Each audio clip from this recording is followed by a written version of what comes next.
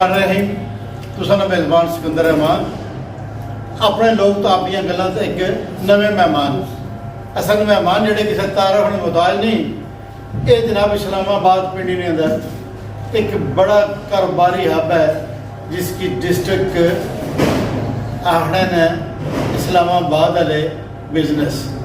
ठीक है जी।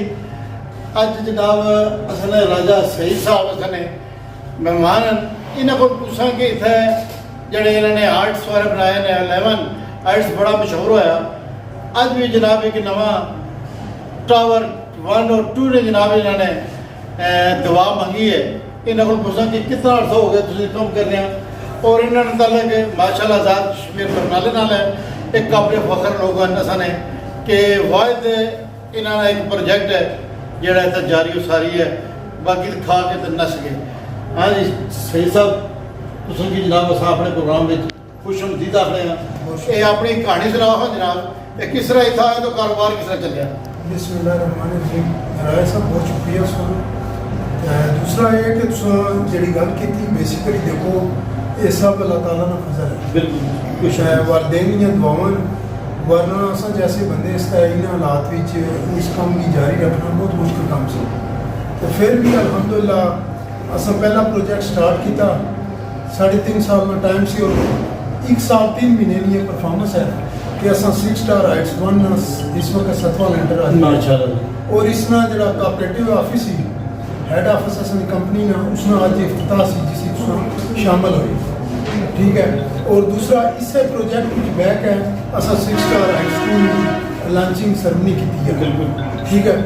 तो ये है कि ये सारा बेसिकली क्रेडिट जाना जी असने लोगों पर है कि जिन्हें लोगों असा पर इतमाद किया उसने ज़िला मीरपुर ने लोग ज़िला कोटली ने लोग और ज़िला पिंबर ने लोग शामिल हैं कि जिन्हें असा पर ट्रस्ट किया और असनी ये कोशिश हुई है कि असा उन्होंने ट्रस्ट की बहाल कर सका। तो अल्हम्दुलिल्लाह असा पर अल्लाह ताला बड़ी मेहरबानी की है। इसने देखो ये एक बंदे ना नहीं होना काम तो ना एक बंदा इस जरा ना अपना किसी तरीके से सर्वाइव कर सकना। बेसिकली ये पूरी एक टीम वर्क होनी है जिसने असा 6 स्टार असा 6 भाई शामिल हैं। ठीक है। तो बाकी जरा ना जी असने नाल टीम है और जोड़े इन्वेस्टर हैं ये उन्होंने भरोसा है कि अल्हम्दुलिल्लाह एक चीज़ असा डिलीवर कर रहे हैं और अपनी तरक्की की राह पर असा गामजन है। इंशाअल्लाह तुसां साथ रहा लोगों ने वक्त तो पहला इस प्रोजेक्ट की भी डिलीवर कर सकूँ और जो 6 स्टार हाइट्स 2 लॉन्च किया इंशाअल्लाह उसकी भी डिलीवर कर सकूँ। अच्छा शेख साहब एक तो बड़ी खुशी गल है जी तुम दसी है कि अस 6 भाइयां इसने अंदर शामिल हाँ तो तुसें वालिद गिरामी भी माशाल्लाह तुसें निशाना बशाना जनाब बेचारे उन्होंने निगरानी भी शामिल हाल है। ये तो मैं समझना कि वह सोने पर सुहागा जितने वालदेन ने पिछले हथ मार उत्थे औलाद कदे नकाम नहीं होनी। कमी हम दसो जेडे तुसां लोग हैं जेडे तुसां कोऑपरेट करने ते जेडे बाकी रहने उन्होंने वास्ते क्या आप सो के किस तरीके नाल तामल करो। वैसे भी मीरपुर ने लोग जेडे जिस तरीके तुसां पर इतमाद किया कोटली ने पेमर ने लोगों ने इस वास्ते कि अपनी लोगों ने बेशुमार पैसा डुबया थे इस्लामाबाद के अंदर असल ने खसूसन मीरपुर ने लोग बेशुमार लुटे अरबान बेखत्म हो गए लोगों ने लेकिन तुसां मिसाल गेम की है तो इसकी कायम ध्यान रखना चाहते हो और अल्लाह ने मेहरबानी ने समझना कि तुम एक घर भी छोड़ दो तो वाल साहब ने हवाले ने 2-4 गल्लां तो फिर अगला प्रोग्राम आ रहे लोगों ताकि प्रोग्राम स्टार्ट करा लोगों की तुसां पैगाम देना कि 6 हाइट 1 6 हाइट 2 इंशाअल्लाह कामयाबी की तरफ गामजान है।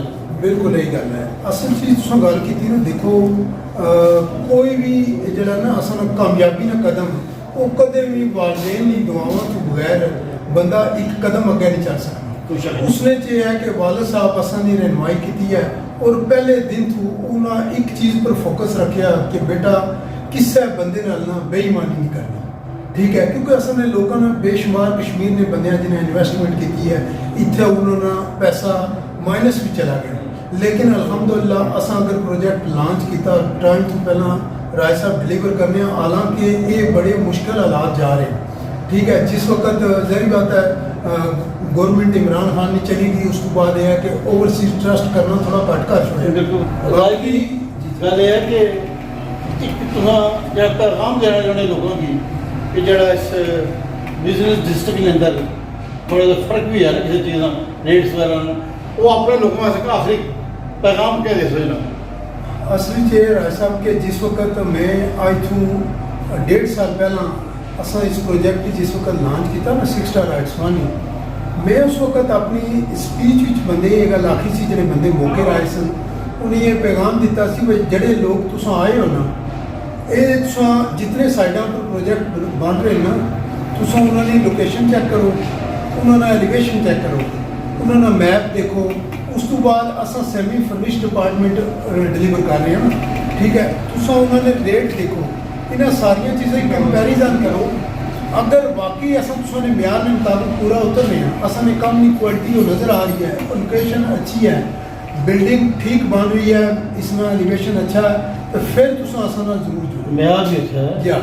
अल्हम्दुलिल्लाह तो फिर यह है कि तुम असा ना जरूर जुड़ो वरना जिसकी जो बेहतर नजर आवे ना जो जिसने आप में बेहतर है असल दुआ है कि अल्लाह ताला उसने इसका अपने फजलो करम दिया सिर्फ पैगाम ही देना सी कि इन्होंने इस्लाम मसाज ला के औलाद जिला पाकिस्तान के अंदर माशी इतनी बधा दी है कि हर चीज़ जी रुपये नहीं है उस 5-7 रुपये पहुँच गई है और इन्होंने अपना वो इतमाद जो लोगों पर जो छोड़िया सी पहले दिन तो उसकी बाहर रखा और मैं उम्मीद करना इंशाल्लाह ये 6 साइड 2 भी अपनी जी कामयाबी की तरफ जिस तरीके ने लैके जा रहे हैं और ये असाने कश्मीर वास्ते अपने फखर इंशाल्लाह किसी फिर किसी अच्छे जे प्रोग्राम के नए मेहमान हाजिर हो जनाब देवा इजाजत राजा सिकंदर रहमान की अपने लोग तो अपनी गल्लां तो फिर इंशाल्लाह किसी और मेहमान नाल जी अस्सलाम वालेकुम।